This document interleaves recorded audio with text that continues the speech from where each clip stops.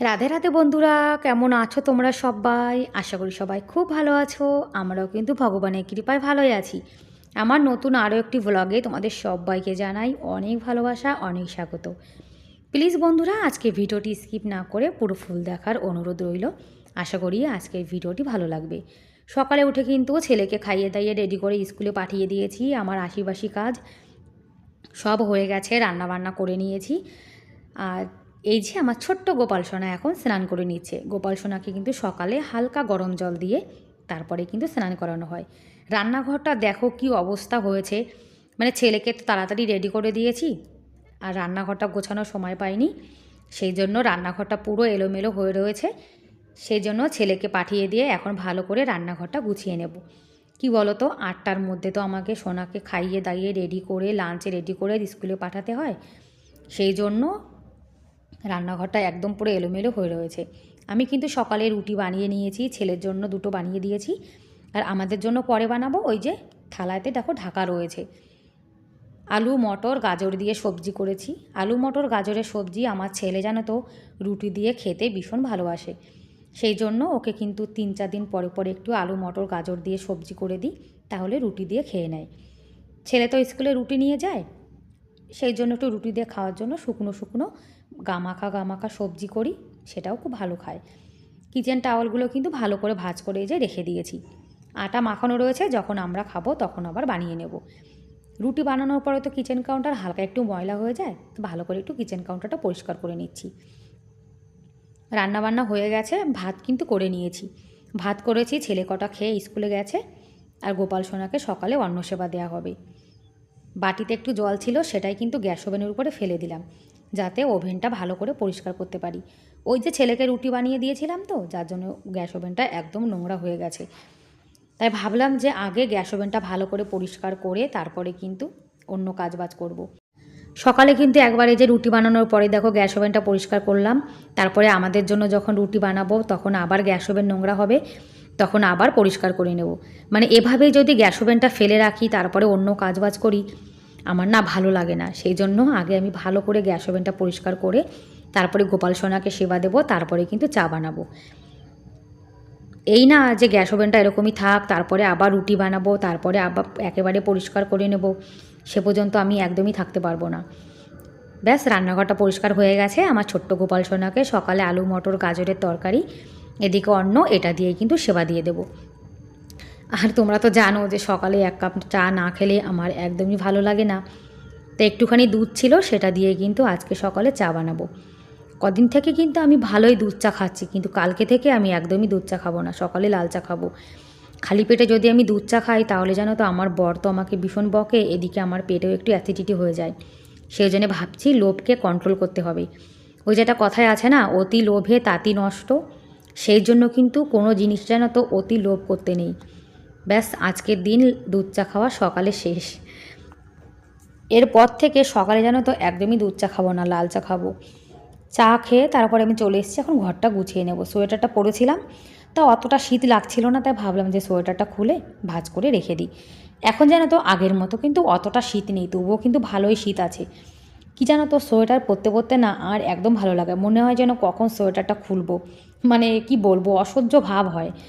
সেই ডিসেম্বর মাস থেকে যে সোয়েটার পরা শুরু করেছি, আর গায়ের থেকে সোয়েটার খোলার মানে কোনো কি বলবো সুযোগই পাচ্ছি না। আর যখন দেখবে আমরা একটু কাজবাজ করি তখন একটু গরম গরম লাগে, সেই জন্য একটু শীতটাও কম লাগছে। ঘরটা এখন ভালো করে গুছিয়ে নেব। আমার গোপাল সোনা কিন্তু স্নান করে এখন বসে বসে, মানে স্নান হয়ে গেছে, সেবা হয়ে গেছে, এখন বসে বসে টিভি দেখছে, আর আমি আমার কাজ করছি। গোপাল সোনাকে কিন্তু টিভিতে কার্টুন চালিয়ে দিয়েছি, গোপাল সোনা কার্টুন দেখছে। একটু পরে গোপাল সোনাকে একটু রোদ্দুরে নিয়ে যাব, সবসময় তো ঘরে বসে কারোরই ভালো লাগে না। সেই জন্য গোপাল সোনাকে সকালে সেবা টেবা দেওয়ার পরে আধা ঘন্টা ঘরে একটু বসে, তারপরে একটু বাইরে রোদ্দুরে বসাই, তারপরে কিন্তু আবার ঘরে এনে শুইয়ে দিই। তারপরে বিকালের টাইমে আমরা যেমন বাইরে একটু ঘোরাঘুরি করি, গোপাল সোনাও কিন্তু বাইরে ঘোরে। ঘর কিন্তু গোছানো হয়ে গেছে, আর এখন আমাদের জন্য রুটি বানিয়ে নিচ্ছি। আমি কিন্তু রুটি বানানোর সময় সব সময় যেন একটা রকম কাপড় বিছিয়ে তার উপরে কিন্তু রুটি বানাই, মানে রুটিটা বেলে নিই। তা না হলে আটার গুঁড়ো পড়ে পুরো রান্নাঘরটা কিন্তু একদম নোংরা হয়ে যায়। আর রান্নাঘর পরিষ্কার পরিচ্ছন্ন রাখতে গেলে কিছু ছোট ছোট টিপস কিন্তু ফলো করতে হয়, তাহলে দেখবে রান্নাঘর কিন্তু সবসময় যেন তো একদম পরিষ্কার থাকে। ছেলেকে তো বানিয়ে দিয়েছি, এখন আমরা খাবো। আর প্রতিদিন দেখো সেই একই রকমের কাজ কিন্তু করতে হয়, মানে আমরা যারা গৃহিণী আছি, হাউসওয়াইফ, তাদের সবার কিন্তু সেই একই রকমের কাজ। মানে কারোর কাজে একটু ধরন আলাদা, কিন্তু দেখতে গেলে একই রকমের কাজ। সেই রান্না বান্না, ঘর গোছানো, বাসন মাজা, এই একই রকমের কাজ করতে হয়। আর তারপরেও কিন্তু আমাদেরকে দিন শেষে শুনতে হয় যে আমরা কোনো কাজ করি না, আমরা সারাদিন শুধু বসে থাকি। মানে এই যে এত কাজ করি, সেই কাজটা কিন্তু কেউ দেখে না। যখন আমরা বসে একটু ফোন দেখি, তখনই কিন্তু সবার নজরে পড়ে যায় যে ওই যে বসে বসে ফোন দেখছে। আর বিশেষ করে যাদের সংসারে শাশুড়ি আছে, তাদের তো একটু কথা বেশিই শুনতে হয়। আমার শাশুড়ি তো এখানে থাকে না, যার জন্য আমাকে কিন্তু শুনতে হয় না। তা আমার বর কিন্তু জানো তো আমাকে কাজে অনেক হেল্প করে। আর সংসারটা দুজন যদি ভাগাভাগি করে কাজটা না করি, তাহলে কে করবে? এই যে সকালে রুটি আর তরকারি, এটাই কিন্তু খাওয়া দাওয়া করে নিয়ে তারপরে আবার দুপুরে রান্নাবান্না করব। সকালে আলু মটর গাজরের তরকারি তো দিয়ে রুটি খেয়েছি, আর এখন আজকে করব একটু উচ্ছে সর্ষে। উচ্ছে কিন্তু আমি ভেজে নিয়েছি হিটারে, আর এদিকে কারেন্ট চলে গেছে বলে আমি গ্যাসে বসিয়ে দিয়েছি। আদা, শুকনো লঙ্কা, জিরেটা বেটে নিলাম। আমি কিন্তু অন্যদিন উচ্ছে সর্ষের মধ্যে কাঁচা লঙ্কা বাটা দিই, কিন্তু আজকে একটু মন চেয়েছে, যার জন্যে শুকনো লঙ্কা বাটা দিলাম। আর এই যে সর্ষে বাটাটা দিয়ে কিন্তু বেশিক্ষণ ফোটাবো না, 5 মিনিট ফুটিয়ে নামিয়ে নেব। এর মধ্যে আমি একটুখানি কিন্তু চিনিও দিয়েছি। চিনি দিলে দেখবে খাবারের স্বাদ, মানে তরকারির স্বাদটা কিন্তু খুব ভালো আসে। উচ্ছেটা ভালো করে ভেজেছি, একটু তেতো হলে আমার বর আবার খেতে চায় না, সেই জন্য উচ্ছেটা একটু ভালো করে ভেজে কড়া করে তারপরে কিন্তু উচ্ছে সর্ষে করেছি। আর একটুখানি উচ্ছে ভাজা আমি তুলে রেখেছি আমার ছেলের জন্য। আর এখন করব ওলকপি আলুর তরকারি।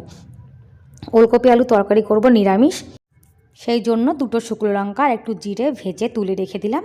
ওটা কিন্তু তরকারি নামানোর আগে দিয়ে দেব। আর এভাবে নিরামিষের দিন যদি একটু ভাজা জিরে আর শুকনো লঙ্কা ভেজে নিরামিষ তরকারি রান্না করো, তাহলে কিন্তু খেতে জানো তো দারুণ লাগে। আমার তো ভীষণ ভালো লাগে। আর ওলকপি তো আমার বরের খুবই পছন্দ। আমি জানো তো বিয়ের আগে কখনোই ওলকপি খেতাম না, আর এখানে এসে ভালো সবজি পাওয়া যায় না কলকাতার মতো, সেই জন্য আমি মজবুরিতে কিন্তু ওলকপি খাওয়া শিখে গেছি। রান্নাবান্না কিন্তু হয়ে গেছে, আমরা তো সকালে খাওয়া দাওয়া করে নিয়েছি। তা যা বাসন আছে সেগুলো কিন্তু এখন মেজে নিচ্ছি। আমি জানো তো সকাল আর দুপুরের কিন্তু একবারে রান্না করে রাখি। আর বন্ধুরা, তোমরা এখনও পর্যন্ত যারা আমার ভিডিওটি দেখছো, তোমাদের আজকের ভিডিওটি কেমন লাগলো কমেন্ট করে কিন্তু অবশ্যই জানিও। আর ভিডিওর কোনো অংশ যদি তোমাদের একটু হলেও ভালো লেগে থাকে, তাহলে প্লিজ এটা লাইক করে দিও। আর আমার চ্যানেলে তোমরা আজকে যারা নতুন আর ভিডিওটি দেখছো, তোমাদের যদি এরকম ভিডিও দেখতে ভালো লাগে, তাহলে কিন্তু তোমরা চাইলে আমার এই ছোট্ট চ্যানেলটিকে সাবস্ক্রাইব করে আমার এই ছোট্ট পরিবারের পাশে থেকে যেতে পারো। আর এই কাজটি যারা অলরেডি করে দিয়েছো, তাদেরকে অসংখ্য ধন্যবাদ। আর তোমরা যে দিদিভাইরা আমার ভিডিও দেখো, তাদেরকে অনেক অনেক ভালোবাসা, অনেক ধন্যবাদ জানাই মন থেকে। সকালে কিন্তু আমি ঘরটা সব ঝাড় দিয়ে নিয়েছিলাম, তারপরে তো ঘরটা গোছালাম, আর এখন ঘরটা ভালো করে মুছে নিচ্ছি।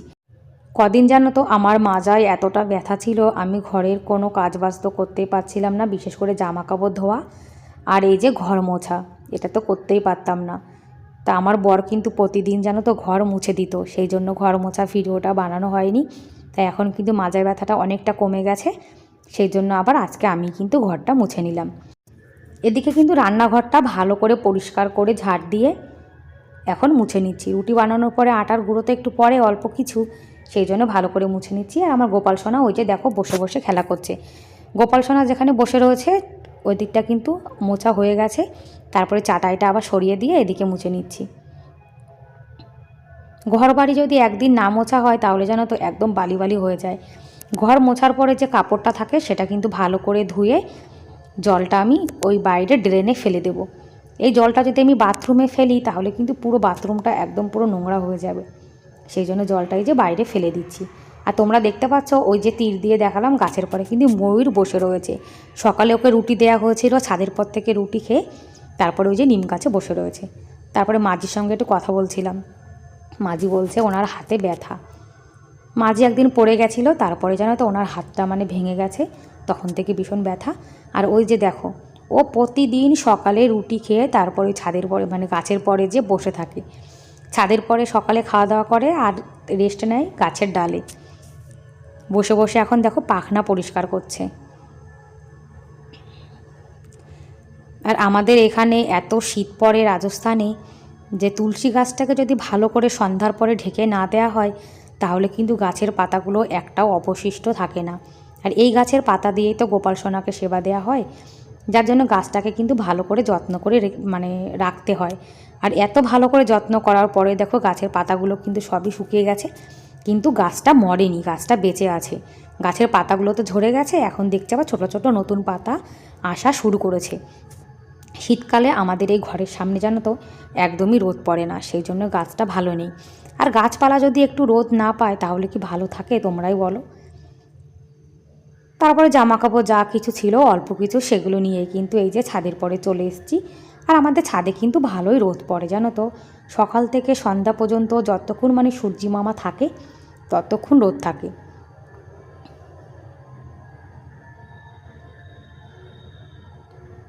গরমকালে এত রোদ পড়বে যে ছাদের পরে একদম আসাই যাবে না। ব্যাস বন্ধুরা, তাহলে আজকের মতো এ পর্যন্তই, দেখা হবে পরের ভিডিওতে। ততক্ষণ তোমরা অনেক ভালো থেকো, সুস্থ থেকো, বাই বাই।